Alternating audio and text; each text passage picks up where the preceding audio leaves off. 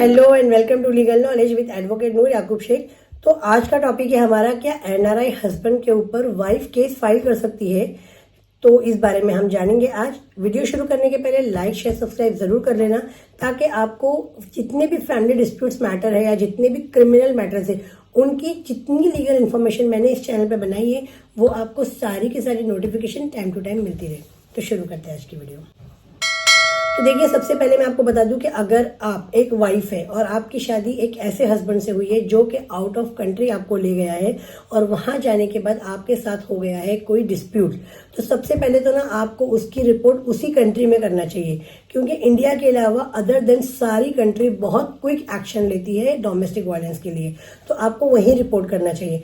आपको लगता है कि मैं वहां रिपोर्ट करूंगी, कंप्लेन करूंगी, उससे पहले मैं अपने पेरेंट्स से बात करूं, उसके पेरेंट्स से बात करूं, या फिर हो सकता है कि मैं यहीं स्ट्रक हो जाऊं या मेरे हस्बैंड को एक मौका दूं, या मैं पहले इंडिया जाऊं अपनी फैमिली मेंबर को मिलूं, तो यही आप सबसे बड़ी बेवकूफ़ी करते हैं। क्योंकि अगर आपका हस्बैंड एनआरआई है तो उसके खिलाफ आप कोई एक्शन नहीं ले पाएंगे। इंडिया में एक्शन लेने के लिए उसके लिए कुछ स्टेप्स चाहिए जो मैं आपको आगे बताऊंगी। अब सिनेरियो नंबर 2 में आते हैं। अगर आपका हस्बैंड इंडिया का रहने वाला है, उसके पेरेंट्स इंडिया में हैं और आप लोग किसी वर्क प्रोजेक्ट पे, जैसे कि आपके हस्बैंड का कोई वर्क प्रोजेक्ट है और उसके लिए आप उसके साथ टेम्पररी बेसिस पे गए हो बाहर कंट्री में, तभी भी आप उसके वर्क प्लेस पे उसकी कंप्लेन कर सकते हो या आप वहां पे पुलिस कंप्लेन कर सकते हो। और अगर आप इंडिया आ गए हो, जैसे मैंने आपको पहली सिनेरियो दिखाई, तभी भी आप आकर उस पर डोमेस्टिक वायलेंस 498A मेंटेनेंस के लिए, एलिमनी के लिए, डिवोर्स के लिए केस फाइल कर सकते हो। लेकिन वो केस कब चलेगा? अब क्या होता है, केस फाइल हो गया लेकिन हस्बैंड तो आ ही नहीं रहा है, हस्बैंड उसी कंट्री में या फिर वहीं से वहीं कहीं और प्रोजेक्ट ट्रांसफर करके शिफ्ट करके वहीं से वहीं चला गया है, वहीं बाहर कंट्री में उसने दूसरी शादी कर ली है। अब आप क्या करेंगे? तो अगर आपने आपके इन लॉज का नाम उसमें ऐड किया है, अगर इन लॉज ने आपके साथ अनजस्ट किया है, अगर इन लॉज ने आपके साथ क्रूरल्टी की है या इन लॉज का इन्वॉल्वमेंट था इन चीजों के लिए, तो उनके खिलाफ एक्शन लीजिए। जब उनके खिलाफ एक्शन लेंगे तो ऑटोमेटिक अपने बेटे को बुलाएंगे। या तो अगर उसकी कोई प्रॉपर्टी यहाँ पर है जो कि उसके नाम पर है या उसके फादर के नाम पर है, जिसमें उसका एंसेस्ट्रल मतलब प्रॉपर्टी राइट्स है, तब आप क्या कर सकते हैं, उसकी प्रॉपर्टी को अटैच कराने के लिए तो आप उनके ऊपर, जैसे कि पहले सीआरपीसी 125 था, ऐसे ही अब आप उनके ऊपर बीएनएसएस 144, यानी कि आप उनको भरण पोषण, आपका मेंटेनेंस, आपके बच्चे का खर्चा या आपको रहने के लिए घर, इन सब की डिमांड कर सकते हो। उसके लिए अगर उसकी फादर की प्रॉपर्टी या उसकी प्रॉपर्टी है, तो अगर वो नहीं आ रहा है कंटिन्यू, तो आपको एटलीस्ट वहां अटेंड करना है, एक अच्छा एडवोकेट हायर करना है और उसकी प्रॉपर्टी को आपको अटैच करवाना है। रिसेंटली अभी ही ऐसा एक मैटर पुणे का हुआ है, जिसमें जेएमएफसी कोर्ट ने प्रॉपर्टी को अटैच करने के ऑर्डर दिए और ऑर्डर देने के 15 दिन के अंदर वो बंदा वहां पर अपीयर हो गया और अपीयर होकर बोलने लगा कि मैं मीडिएशन करना चाहता हूँ, वाइफ को रखना चाहता हूँ, और मतलब जो भी उसका रीजन था वो उसने दिया। तो देखिए, ये इन चीजों के लिए ना आपको एक एक्सपर्ट एडवोकेट की जरूरत है, आपको खुद के लीगल रिसर्च की जरूरत है और आपको सही गाइडेंस की जरूरत है, जिसके थ्रू आप उस स्टेप को चले। और कंसिस्टेंसी आपको जरूर रखना है। आप सोचेंगे मेरा मैटर 2 दिन 4 दिन 2-4 महीने में सॉल्व हो जाए, नहीं होगा।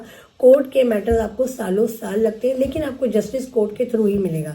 तो इन चीजों को आप करके आपके हस्बैंड के ऊपर एफआईआर कर सकते हैं। एक रिसेंटली एक मैटर था मेरे सामने, जिसके अंदर ना हस्बैंड एनआरआई था और एनआरआई होने के बाद में उसने क्या किया कि अपनी वाइफ को ट्रिपल तलाक दे दिया और ट्रिपल तलाक देके वो भाग गया बाहर कंट्री, जर्मनी।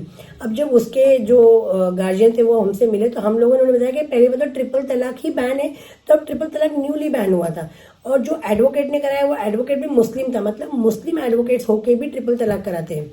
ऐसे ही मुझे भी एक अपॉइंटमेंट बुक हुई थी रिसेंटली, उसमें भी एक लेडी ने मुझे यही बोला कि उसकी तलाक पूना की रहने वाली एक मुस्लिम एडवोकेट ने करवाई है अपने ऑफिस में, ट्रिपल तलाक।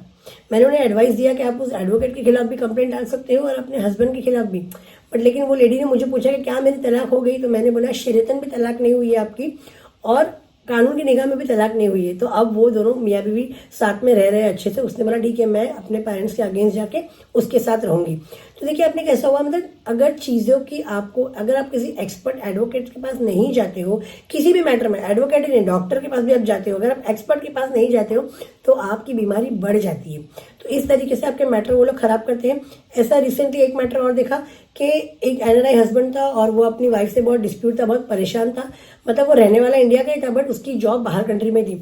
अब वो अपना बोरे बिस्तर लेके वाइफ को बोला अब मैं परमानेंटली जाने वाला हूँ। और फिर क्या हुआ, वाइफ ने अपने मामा और अपने घर वाले मिलकर अपने हस्बैंड को ही किडनैप करवा लिया और किडनैप कराया उन लोगों ने। वो शॉप पे जा रहा था और उसको किडनैप करके कुछ बोला नहीं, मारा पीटा नहीं, सिर्फ उसको बोला कि या तो जाना है साथ में लेके जा, नहीं तो हम तुझे यहाँ से गायब कर दें, डराया धमकाया।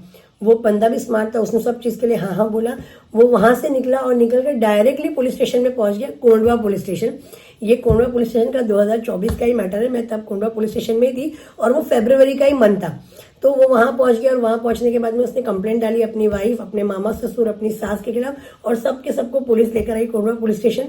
मैं वहीं थी, मैं उन लोगों से मिली, मैंने उनको बोला ये स्टेप क्यों लिया, इससे अच्छा है कि आप लोग इमीडिएटली उसकी पुलिस कंप्लेंट करते, पुलिस उसे अरेस्ट कर लेती, लेकिन आपने ये स्टेप लेके आप लोग खुद अब फंस गए।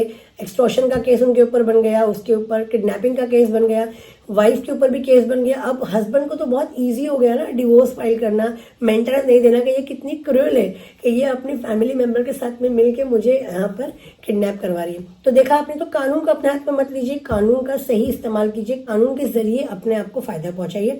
तो एनआरआई हस्बैंड के ऊपर तभी ही आपकी एफआईआर हो सकती है जब उसकी प्रॉपर्टी यहाँ हो, उसके पेरेंट्स यहाँ हो, वो आता हो नहीं आता हो, आप कर सकते हैं। लेकिन अगर आपके हस्बैंड की प्रॉपर्टी यहाँ नहीं है, पेरेंट्स यहाँ नहीं है, या आपकी लव मैरिज हुई है, या फिर आपके पास कोई एविडेंस नहीं है कि उसने क्रूरल्टी किया है, और आप भी जॉब करते हो, एजुकेटेड हो, क्वालिफाइड हो, तो सॉरी, आपकी ना ही एफआईआर होगी, ना ही आपका कोई कोर्ट में केस एंटरटेन करेगा।